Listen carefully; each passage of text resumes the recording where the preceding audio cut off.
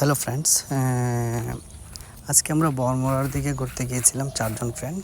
তো আসার পথে এই লাইভ একটা অ্যাক্সিডেন্ট দেখলাম। এই যিনি কথা বলছেন ফোনে, উনি ট্রাইবেল, উনি মালিক গাড়ির ওনার। সো আসলে খুবই কষ্ট লেগেছে। আর আমরা আসার পথে দেখলাম কি গাড়িটা না একদম মানে সোজা নিয়ে পুকুরের পাড় ফেলে দিয়েছে। যাই হোক, গাড়িটা মাত্র, সবচেয়ে কষ্টজনক ঘটনা হলো গাড়িটা মাত্র 5 দিন হয়েছে কিনেছে। সো উনি তো কিছু বলতে পারছেন না, মাথাটা ফেটে গেছে ওনারও।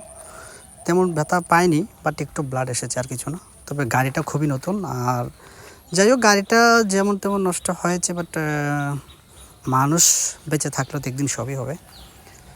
আর সবাই দুঃখ করছে, ওখানে দাঁড়িয়ে দাঁড়িয়ে আর কী করবে।